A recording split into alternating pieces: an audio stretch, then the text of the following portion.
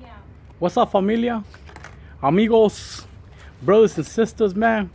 Come back at you guys, man. I have another little message right here, man. We have a surprise for you guys, man. So the message right now is kind of hard, my boy. It's just saying, what are you waiting for? What are you waiting for? Don't wait for the last minute. Don't wait until your life is in the bucket. Don't wait until you're like between the sword and the wall, my boy. Don't wait for that. I have a picture I want to show you guys, man. It's up to you también, you know, how you see things. This is a picture of a trauma room. Like where you, This is of a picture when you're fighting, man. There's nobody else here. your goals. All it is, You know what I mean? Like, you, like you God, how you want and things those doctors. to try to do. That's all it is. Fighting for your life. Don't wait till this minute. Don't wait until you're right here to make your amends. Don't wait till you're right here to change your life around. Don't wait till you're right here to make peace with your maker. Don't wait till you're right here to ask God and Jesus for some help, man. That makes any sense. You're young. Live your life right now peaceful, man. The Bible tells us that He wants you at an early age when you're able to live at peace with Him, man. Don't wait until this minute. Don't wait until you're right there. Don't wait until you're fighting for your life, until you put your whole family already at that place where, like, man, where did we go wrong? Because, you know, I'm going to tell you a trip right now. A lot of parents think that they did something wrong. Like, When you end up in prison, when you end up in those places, they think, where did they go wrong? Where did they make the mistake? I have another picture for you guys, man. Don't wait until you're right here.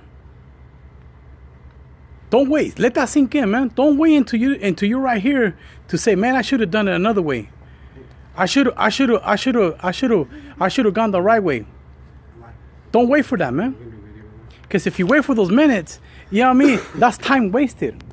That's time out of your life where you could be like done something for yourself, for your family, for society, man.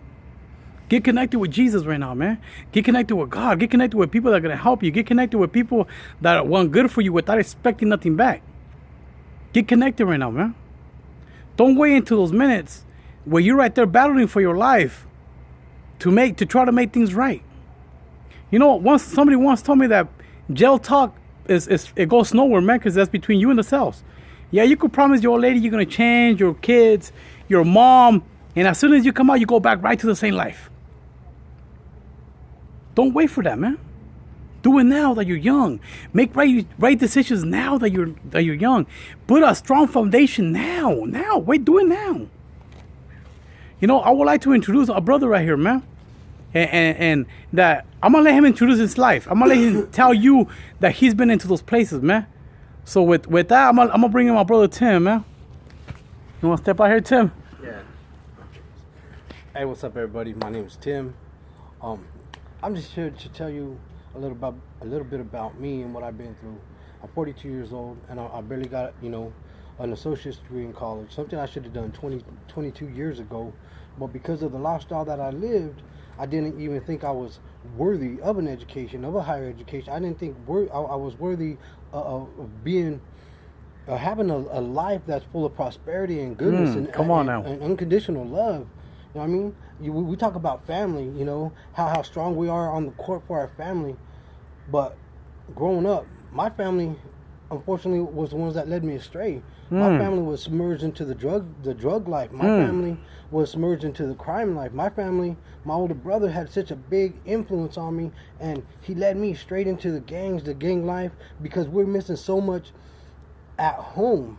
Being, stepchildren, coming from an emotionally absent home, coming from a physically abusive home, we sought refuge in the street. We sought comfort with the homeboys, comfort with the homegirls. You know what I mean? So we just thrived on the underbelly of society. We became violent individuals at the young age. And in the street life, as you know, violence is well respected. And that was something like I personally thrived on. I spent, all my 20s in prison for a murder, gang-related, dope-related murder, and it was only by the blessings of God that I'm out today. Come on now. All my teens gang-banging, locked up, in California Youth Authority, in group homes, being away from, my family that was supposed to have loved me, but only taught me, hey, to doubt authority, to rebel against authority. It's real similar to the way Lucifer rebelled against God. True. We were wanting the big chunk of the pie, and all that caused for me was like loss of everything, you know. Like gangbanging. I spent all my 20s in prison for first degree murder. I got out and I still kept gangbanging and being caught up into the dope scene. In 2010, I gave up the gangbanging because I seen where it was going. Unfortunately for me, I didn't know any other way of life but crime and drugs. So that took another, decade of my life away. While I spent, using drugs, neglecting my family, my son, my daughter, my wife. In 2012, my daughter passed away at age 17, and that sent me for a loop. It sent me for a loop. So I sought, solace deeper into the drugs. And it wasn't until 2015 when I got locked up. Laying in Fresno County Jail one night in a three-man cell. I was talking to God like, look, God, I ain't never been nothing. I probably ain't gonna never be nothing. So go ahead and let me take my breath in my sleep. Let me die in my sleep tonight, and I'll be okay with it. The next morning I woke up mad, like, man, for real, God, you gonna play me like that? But I took that as a sign, and I started, reading the Bible, and I started like pursuing change. Psalms 88 talks about being in this deep, dark pit, so far away from all your loved ones. You're sleeping with the dead. It doesn't matter how hard you yell or scream. You have to wonder, can God hear me? Or have I dug myself a hole so far that I'm out of his earshot? Oh. What that told me was the only way I can get out of this depth was through God. So I started pursuing Christ the way I pursued drugs, the way I pursued, loose women, the way I pursued that criminal element of life. And I was looking at like 19 years for, multiple charges. But by the grace of God, I got 4. And while I was in prison, I continued to pursue Christ. But you have to also understand that when God opens doors, it's up to you to step through them. Yep. I remember praying like, man, getting out in, 10 months, I have a drug issue. How can I get past this, God? I need some help here, And I just prayed like, man, send me something, God.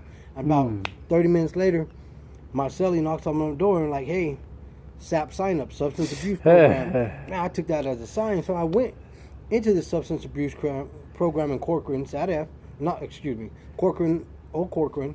It was facilitated by WestCare.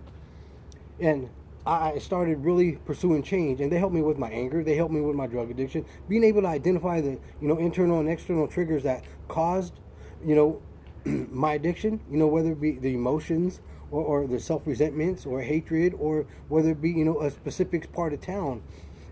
God revealed in me like, hey, these are the things you need to adjust. These are the things you need to address.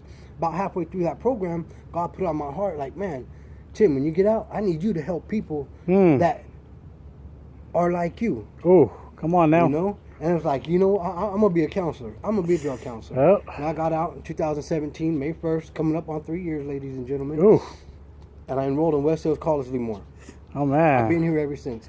Oh, man. I just got my associate's degree in sociology, transfer degree, that is. So I'm going to be attending Fresno State in the fall. And I got my associates in liberal arts. Come on now. And it's like, all these things are just blessings of God. Oh, man. Because I never thought I was worthy of higher education. Man. I never thought outside the box, because that box was all about me, my homeboys, my drugs, the gang, the criminal element of lifestyle, never knowing the prosperity that God could bestow on you when you just turn your will and your life over to him to say, look, God, take me as I am and use me as you will. Oh. Now I'm encouraging, young men and women who are going through trials and tribulations, that look, lean on God. Amen. God is the answer. God's going to be there. John 15:13 says, no love hath greater than a man who will give up his life for his friends. Oh. Christ gave up his life for us. God gave up his only begotten son for us.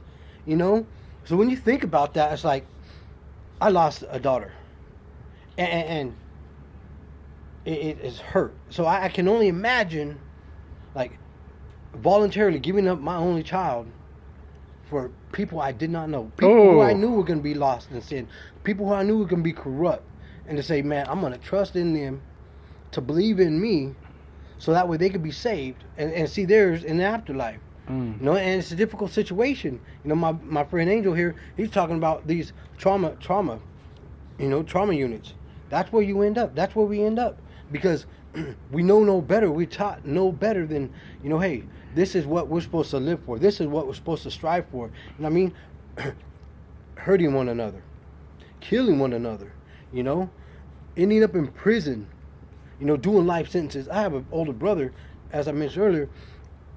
He doing 3 life sentences because he was high on drugs and made some very poor decisions. 3 life sentences, 102 years before he's even eligible for parole.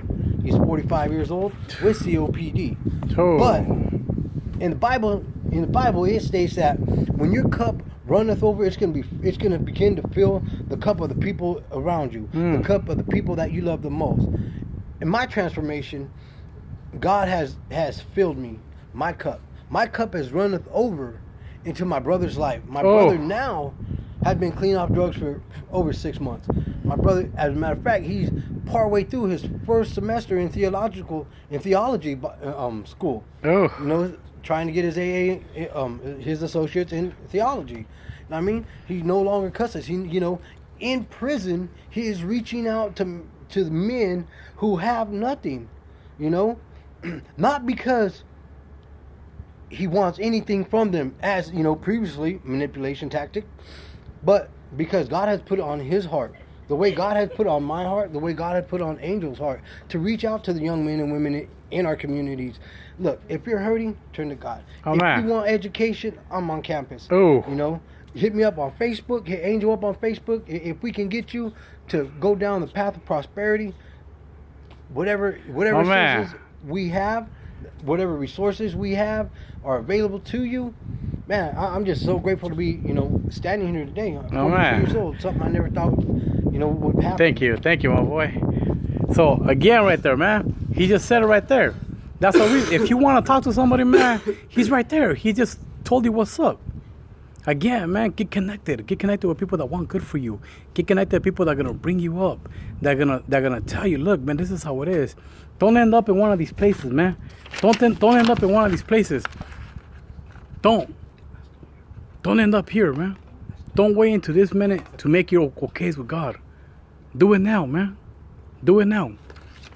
Please don't put your family through that. Please don't put them through that, man. Don't put them through that. Bring them up. With that, man, I love you guys. Peace.